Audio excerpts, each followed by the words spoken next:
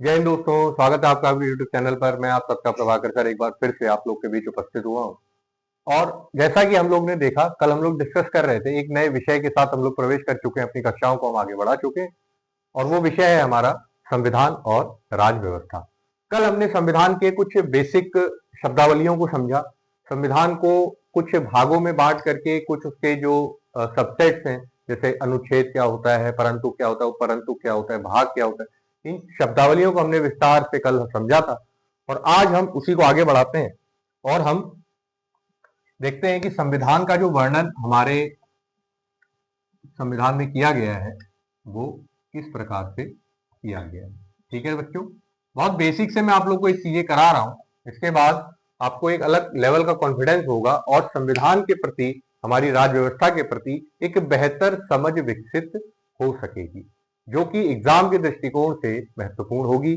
और आने वाले एग्जाम में जो भी इससे रिलेटेड आपके क्वेश्चन होंगे उनको भी हम डायरेक्ट रूप से सॉल्व करने में सक्षम होंगे। ठीक है दोस्तों, तो संविधान का वर्णन हम देखते हैं। संविधान को, हमारा जो संविधान है उसको 3 भागों में हम विस्तृत करके देख सकते हैं। ठीक है, 3 भाग। तो सबसे पहला भाग है हमारे संविधान का दर्शन, हमारे संविधान का दर्शन। ठीक, और दूसरा है सरकार का गठन। हमारे संविधान में कुछ व्यवस्थाएं दी गई हैं, उसमें पहले पार्ट में दर्शन की बात है, दूसरे पार्ट में सरकार के गठन की बात है, और तीसरे पार्ट में कुछ विविध जो व्यवस्थाएं बनाई गई हैं जिसको हम मिसलिनियस बोलते हैं, वो इसमें हमारी आ जाती है। ठीक है, तो संविधान के दर्शन की अगर हम बात करें तो हमारे पूरे संविधान का लगभग 1/3 भाग जो है वो संविधान के दर्शन के रूप में जाना जाता है। अभी हम आगे विस्तार से देखेंगे कि कौन कौन से वो विषय हैं जो संवैधानिक दर्शन को हमारे सामने प्रस्तुत करते हैं। ठीक है बच्चों, उसके बाद हम देखेंगे सरकार का गठन। तो सरकार का गठन बच्चों, इसमें लगभग हमारे संविधान का 1/2 भाग, जिसको 50% हम बोलते हैं, वो लगभग सरकार के गठन की प्रक्रिया से संबंधित है, जिसमें सरकार का विभिन्न प्रकार का स्वरूप हम विस्तार से पढ़ेंगे, जिसमें हमारी कार्यपालिका होगी, जिसमें हमारी विधायिका होगी, जिसमें हमारी न्यायपालिका होगी, किस प्रकार से सरकार का गठन होता है, किस प्रकार से सरकार का संचालन होता है, क्या अलग अलग प्रकार की संस्थाएं हैं जिस पर सरकार के ऊपर नियंत्रण भी रखा जाता है, और सरकार उन व्यवस्थाओं, उन तंत्र के माध्यम से देश की संपूर्ण राज व्यवस्था पर अपना नियंत्रण स्थापित करती है। ठीक है, और उसके बाद हमारा कुछ पार्ट है, लगभग 15 से 20% के आसपास जो है हमारा, वो मिसलिनियस में कवर होता है। तो संविधान का दर्शन बच्चों कहां मिलता है? संविधान का दर्शन मिलता है, फर्स्ट पार्ट हमारा प्रस्तावना, जो हमारा प्रीम्बल है, ठीक, उसमें मिलता है। उसके बाद जो हमारे मूल कर्तव्य हैं, मूल अधिकार, मूल अधिकारों में मिलता है। मूल अधिकार के बाद हमें मिलता है नीति निदेशक तत्वों में, नीति निदेशक तत्व, जिसको हम इंग्लिश में बोलते हैं DPSP, directive principles of state policy. ठीक, उसके बाद हमारे मूल कर्तव्य, ठीक है, यहां मिलता है। तो ये 4 भाग हैं हमारे, जो संवैधानिक दर्शन को हमारे सम्मुख रखते हैं कि संविधान हमसे, हमारे देश की जनता से, हमारे देश के राजनेताओं से क्या अपेक्षाएं रखता है। प्रस्तावना, वो 88 शब्द हैं, 88 शब्दों की कुल प्रस्तावना है। ठीक है, जो प्रारंभ होती है कि हम भारत के लोग, तो हम भारत के लोग से ये प्रस्तावना आरंभ होती है। इसका मतलब ये है कि भारतीय राज व्यवस्था में जो भारत की जनता है, जो भारत के लोग हैं, उनको सर्वोपरि रखा गया है। भारत के राजनीतिक सोपान में भारत की जनता को सर्वोच्च स्थान दिया गया है। इसलिए हमारे इस विहंगम दस्तावेज का जो आरंभ होता है वो भी हम भारत के लोग से ही होता है। ठीक है, इंग्लिश में इसको हम बोलते हैं we the people of India. ठीक है बच्चों, तो प्रस्तावना में भारतीय संविधान का एक दर्शन हमको प्राप्त होता है, जिसको हम देखेंगे कि प्रस्तावना में किन किन महत्वपूर्ण मुद्दों को डिस्कस किया गया है। प्रस्तावना का मतलब है कि उद्देशिका प्रस्ताव था, जो पंडित जवाहरलाल नेहरू ने संविधान सभा के सम्मुख प्रस्तुत किया था, और उसी को संविधान की प्रस्तावना के स्वरूप में स्वीकार किया गया। प्रस्तावना का मतलब वो एक फ्रेमवर्क है, वो एक ढांचा है, वो एक बाउंड्री वॉल है जिसके आधार पर संपूर्ण संविधान का विस्तृत स्वरूप उल्लिखित हुआ है। कोई भी नया कानून हमारा बनता है, ठीक, तो हमारी न्यायपालिका उस कानून को देखती है, उसका रिव्यू करती है, उसका पुनर्वालोकन करती है। और यदि हमारी न्यायपालिका को यह भान हो जाए कि जो भी हमारा नया कानून है वो प्रस्तावना के जो 88 शब्द हैं, इन शब्दों में से किसी को भी बाईपास करता है या इन 88 शब्दों की सीमा से बाहर जाता है, या कोई भी कानून जो इन 88 शब्द में, जो हमारे प्रस्तावना के 88 शब्द हैं, वो कौन से 88 शब्द हैं मैं आपसे डिस्कस करूंगा, उन 88 शब्दों को क्या कोई नया कानून हमारा उसमें किसी प्रकार की कोई कटौती तो नहीं कर रहा है, क्या उसकी बाउंड्री वॉल को तोड़ तो नहीं रहा है, उसको ब्रीच तो नहीं कर रहा है, उसको एनक्रोच तो नहीं कर रहा है, उसका अतिक्रमण तो नहीं कर रहा है, आप समझ रहे हैं। तो इस प्रकार से हमारी न्यायपालिका उसका एक रिव्यू करती है, उसका पुनर्वालोकन करती है और प्रयास करती है कि प्रत्येक कानून हमारे प्रस्तावना की दायरे में ही रहे और हमारे जन कल्याण की भावना से प्रेरित हो और देश की व्यवस्था को आगे बढ़ाने में उसका योगदान हो सके। ठीक, उसके बाद हमारा मूल अधिकार आते हैं बच्चों। मूल अधिकार वे मौलिक अधिकार हैं, देखिए शब्द से ही क्लियर है, मूल अधिकार, मूल का मतलब बेसिक, अधिकार का मतलब राइट। वे अधिकार जो एक गौरवमयी मानव जीवन जीने के लिए हर व्यक्ति के पास स्वतः होने चाहिए, वो उसके अधिकार हैं, ठीक है, इनको हम बोलते हैं मूल अधिकार। तो हमारे संविधान में कुछ ऐसे अधिकार हैं जिनको मूल अधिकार के रूप में परिभाषित किया गया है और संविधान के भाग 3 में इनको विशिष्ट स्थान दिया गया है और वहां पर डिटेल में इनको परिभाषित किया गया है। उसी भाग 3 के अंतर्गत जो मैंने कल की कक्षा में आपसे डिस्कस किया था, अनुच्छेद 17 बताया था ना मैंने आपको, जब मैं आपको बता रहा था कि संविधान एक सिद्धांत है और राज व्यवस्था उसका व्यवहार है, तो उसी सिद्धांत में मैंने आपको बताया था कि अनुच्छेद 17 जिसमें अस्पृश्यता निवारण की बात की गई है, और अस्पृश्यता निवारण होगी कैसे, उसका अधिनियम क्या होगा, क्या व्यवस्था बनेगी, दंड के प्रावधान क्या होंगे, ये सारी बातें कही गई हैं इसमें राज व्यवस्था, जो हमारा अस्पृश्यता निवारण अधिनियम है उसमें। और ठीक है बच्चों, तो यह मूल अधिकार हो गया। मूल अधिकार का मतलब कि ऐसे अधिकार जो प्रत्येक मानव के लिए जीवन यापन करने के लिए बहुत ही अनिवार्य है, ठीक है, जिसमें हम समय के साथ जिसमें डेवलपमेंट होते रहते हैं। जैसे हाल में न्यायपालिका ने निद्रा के अधिकार को मूल अधिकार डिक्लेयर किया, सोने का अधिकार। लेकिन ध्यान रखिएगा कि ये आपके मूल अधिकार तो हैं, लेकिन इनकी भी कुछ अपनी सीमाएं हैं। भाई निद्रा का अधिकार आपको दिया गया है तो उसका मतलब ये नहीं है कि आप जा करके रेलवे ट्रैक पे सोएंगे और कहेंगे निद्रा का अधिकार मेरा मूल अधिकार है। भाई ट्रेन का संचालन भी तो बाधित होगा। आप चौराहे पे जाकर खड़े हो जाएंगे, कहेंगे कि मैं यहीं सोऊंगा, धूप बढ़िया लग रही है क्योंकि निद्रा का अधिकार संविधान के अनुसार मेरा मूल अधिकार है, ऐसा नहीं हो सकता है, ठीक है। तो उसकी भी अपनी कुछ सीमाएं बनाई गई हैं, उनको अगर आप ब्रीच करेंगे तो फिर उसको आपको दंड का प्रावधान भी उसमें रखा गया है। फिर सरकार के संविधान में हमारे नीति निर्देशक तत्व बनाए गए हैं, डायरेक्टिव प्रिंसिपल, मतलब जो नीतियों का निर्माण हो, सरकार नीतियों का निर्माण करती है ना, तो जो नीतियों का निर्माण हो वो नीतियां किस डायरेक्शन में बने, हमारा संविधान हमारी सरकार से क्या अपेक्षा करता है कि भविष्य में जो भी हमारी सरकार जो वर्तमान में संचालित है या भविष्य की जो भी सरकारें रहेंगी वो किस प्रकार से नीतियों का निर्माण करें, ताकि हमारे जो ऐसे उद्देश्य जो नीति निर्देशक तत्व के अंतर्गत विस्तृत रूप से चर्चित किए गए हैं उनको किस प्रकार से प्राप्त किया जा सके। हाल का अगर आप एग्जाम्पल देखें तो नीति निर्देशक तत्व के अंतर्गत अनुच्छेद 44 जो आता है, आर्टिकल 44 अनुच्छेद 44, जिसमें समान नागरिक संहिता की बात की गई है। किसकी बात की गई है? समान नागरिक संहिता, समान नागरिक संहिता की बात की गई है। और हाल ही में उत्तराखंड सरकार ने समान नागरिक संहिता को अडॉप्ट करके देश की राजनीतिक व्यवस्था को एक नई दिशा देने का कार्य किया है। उत्तराखंड पहला राज्य है संपूर्ण देश का जिसने समान आजादी के बाद जिसने समान नागरिक संहिता को पूर्ण रूप से स्वीकार किया है। तो नीति निर्देशक तत्व वे एलिमेंट्स हैं, वे प्रिंसिपल्स हैं जो सरकार की नीतियों का निर्धारण करने में सरकार को एक दिशा प्रदान करते हैं और सरकार से ये अपेक्षा की जाती है कि भविष्य में जो भी विषय हमारे नीति निर्देशक तत्व के अंतर्गत विस्तृत रूप से दिए गए हैं उनको हासिल करने के लिए सरकार इस दिशा में कदम बढ़ाए, इस दिशा में प्रगतिशील हो और इसी अनुरूप उत्तराखंड सरकार ने आचरण करते हुए समान नागरिक संहिता को अडॉप्ट किया और उसका एक विस्तृत खाका तैयार करके उसको लागू किया। ठीक, समान नागरिक संहिता चर्चा में आई तो मैं आपसे एक सवाल पूछता हूं बच्चों कि उत्तराखंड में जब समान नागरिक संहिता की चर्चा हो रही थी तो इस समान नागरिक संहिता को लागू करने से पहले एक ड्राफ्टिंग कमेटी बनाई गई थी, है ना, कि समान नागरिक संहिता का जो ड्राफ्ट होगा, जो उसका स्वरूप होगा वो कैसा होगा। तो उस ड्राफ्टिंग कमेटी को किसकी अध्यक्षता में बनाया गया था, क्या आप लोगों को याद है?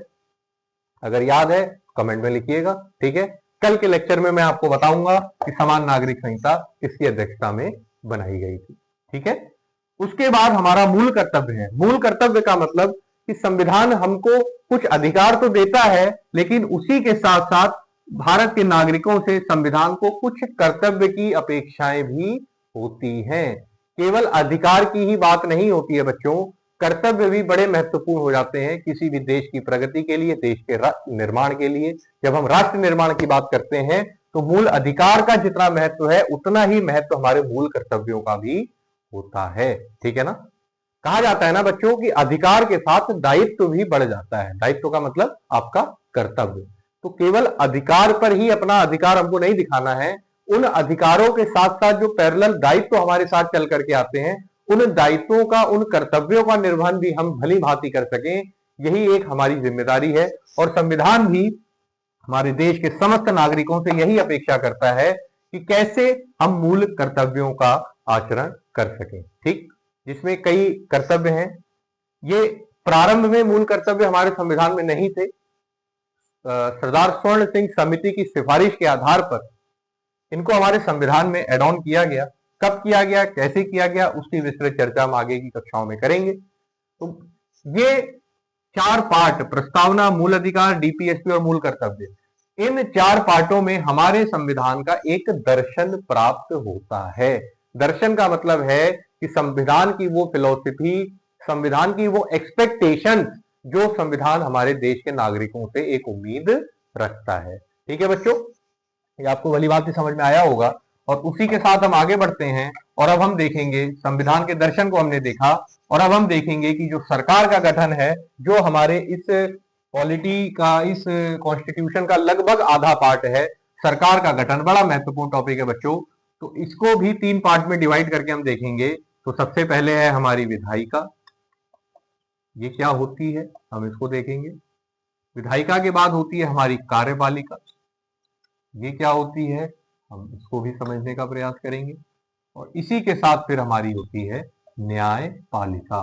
और जब इन तीनों का संगम होता है तब हमारे पास एक सर्वोच्च स्तर की व्यवस्था बनती है जिसको हम बोलते हैं सरकार। ठीक है, विधायिका का मतलब हम इसको इंग्लिश में बोलते हैं लेजिस्लेचर।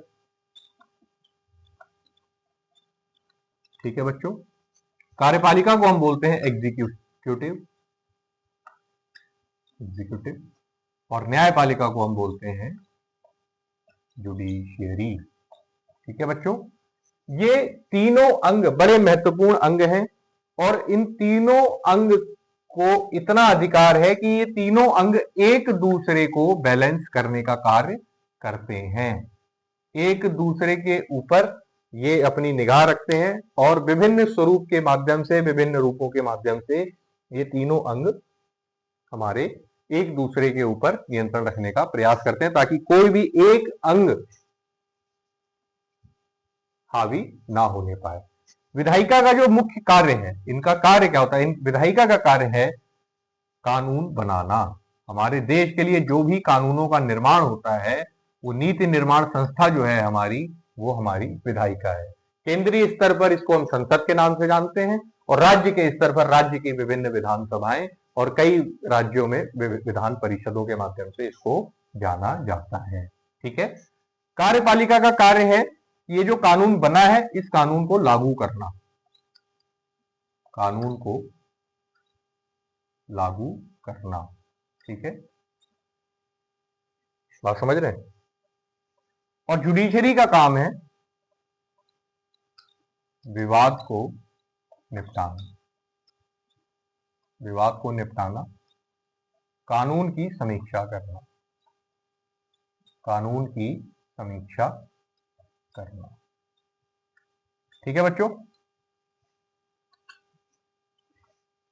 ये आप लोग समझ में आया होगा आपको। ठीक है, कानून बनाने का कार्य हमारी विधायिका का है, और कानून बना उसके बाद कानून सौंप दिया जाता है हमारी कार्यपालिका को, जिसका काम है इसको एग्जीक्यूट कराना। ग्राउंड लेवल पर कानून कैसे एग्जीक्यूट होगा, वो हमारे अधिकारियों के माध्यम से, जो हमारे सरकारी तंत्र की जो व्यवस्था है, जो उसका अंग है, उनके माध्यम से इसको धरातल पर, ग्राउंड लेवल पर एग्जीक्यूट कराया जाता है।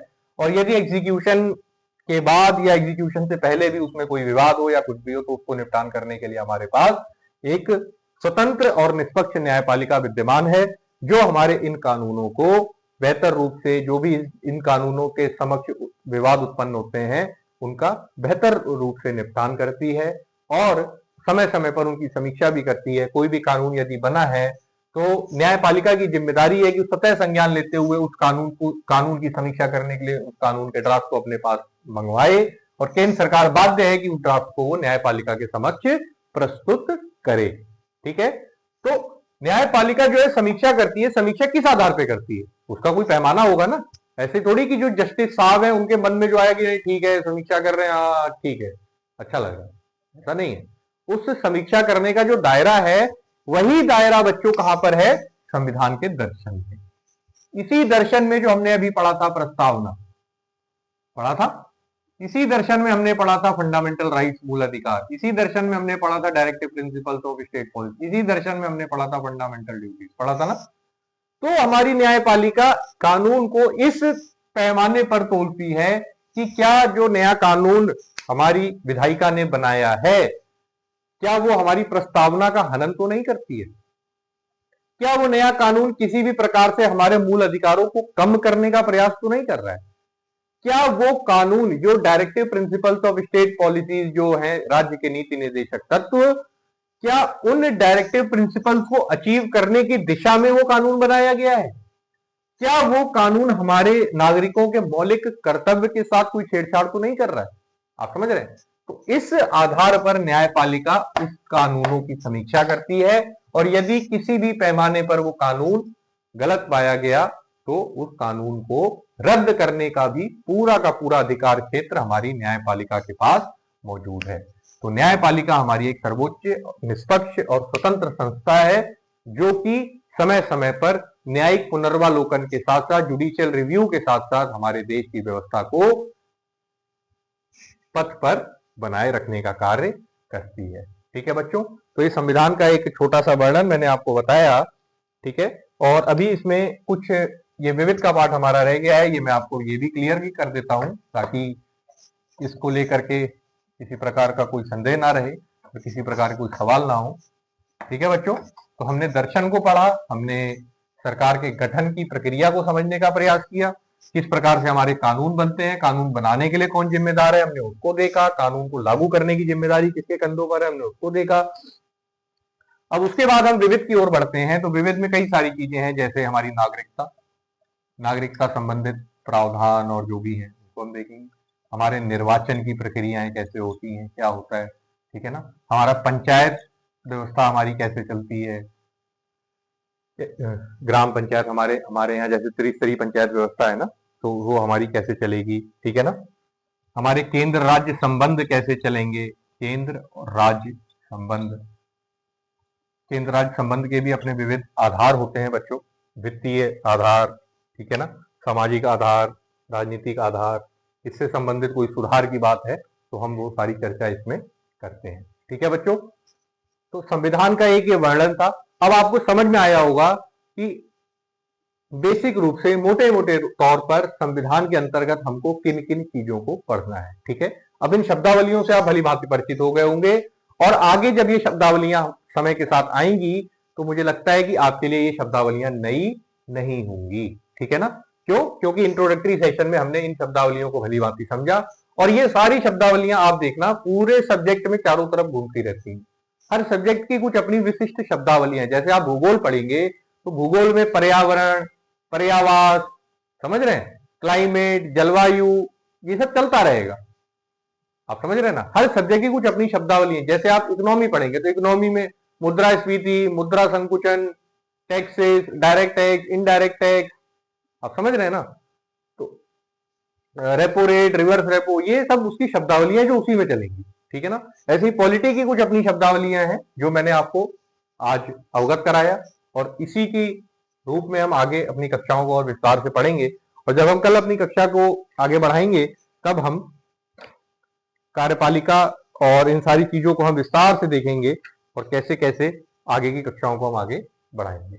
ठीक है बच्चों, आशा करता हूं आपको सेशन समझ में आया होगा और इसको आप देखिएगा। और कहीं भी आपको कोई भी डाउट लगता है, किसी प्रकार से कोई पॉइंट नहीं समझ में आ रहा है, हो सकता है ना समझ में आए, कई बार हो जाता है, तो आप उसको कमेंट में लिख सकते हैं, मैं उसको देखूंगा। ठीक है बच्चों, आशा करता हूं आपको सेशन पसंद आया होगा और हम कल एक नई क्लास में नए टॉपिक के साथ इसी टॉपिक को आगे कंटिन्यू बढ़ाते हुए कल हम लोग नई ऊर्जा के साथ फिर से मिलेंगे। धन्यवाद।